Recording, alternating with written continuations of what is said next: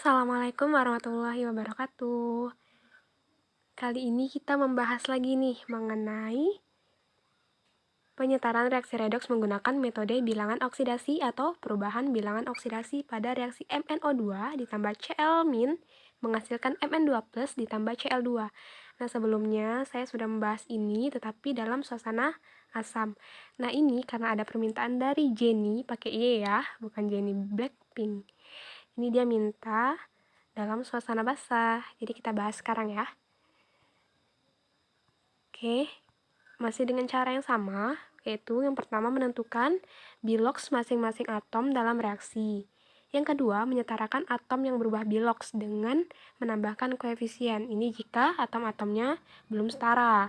Yang ketiga, itu menentukan kenaikan dan penurunan bilangan oksidasinya.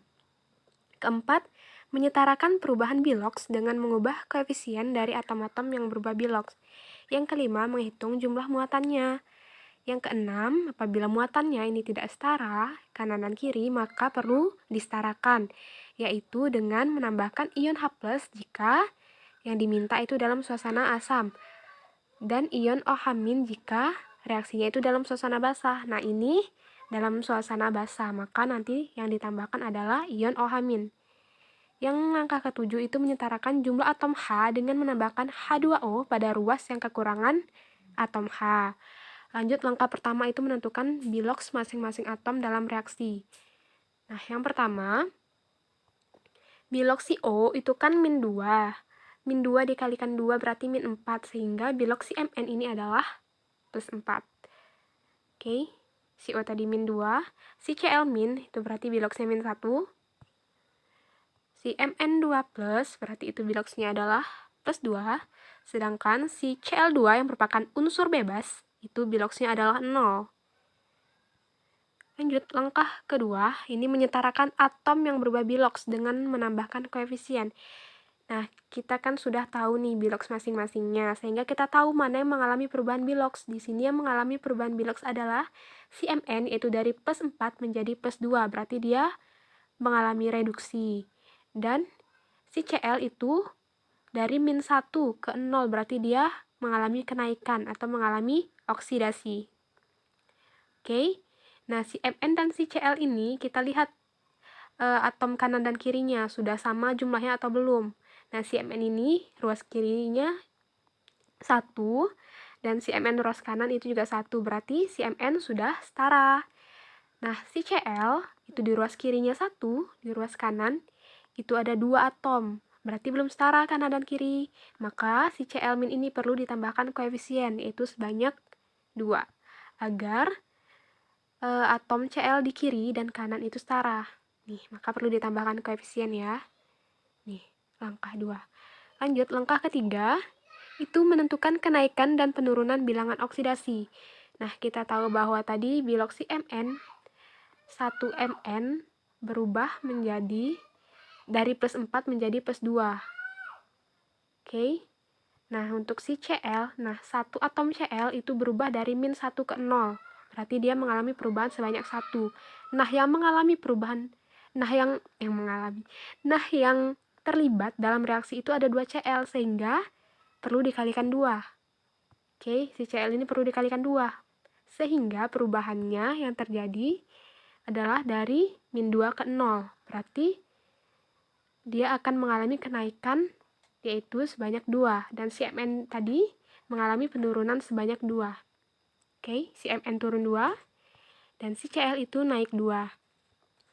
Lanjut, langkah keempat itu menyetarakan perubahan biloks dengan mengubah koefisien dari atom-atom yang berubah biloks.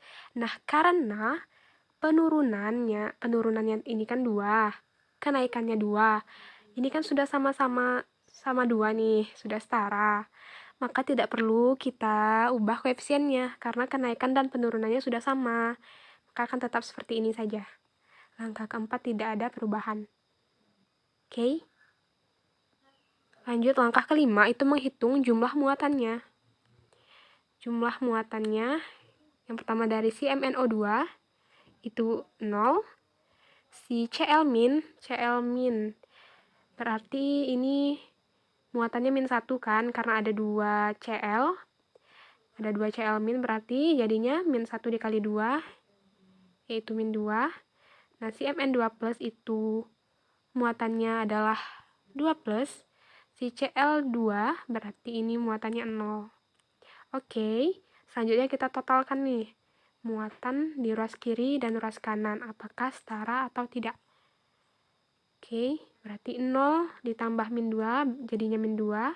Yang kanan plus 2 ditambah 0 jadinya adalah plus 2.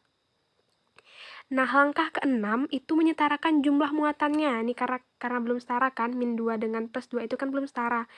Maka karena ini suasananya basah, perlu ditambahkan ion OH-. Nah, ruas mana yang perlu ditambahkan ion OH-? Itu ruas yang kanan.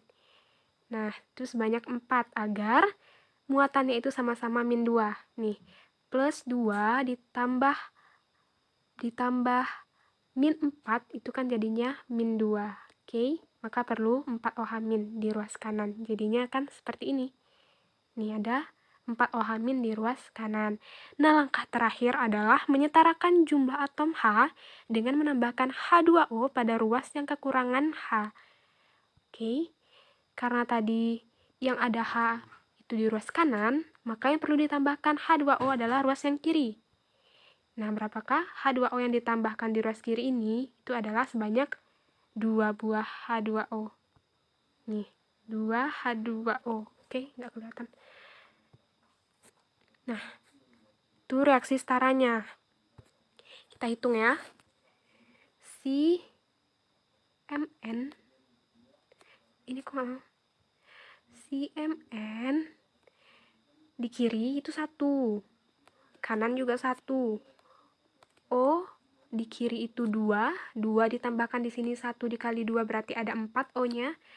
Di kanan juga 1 dikali 4 berarti ada 4. Yang O juga sudah setara.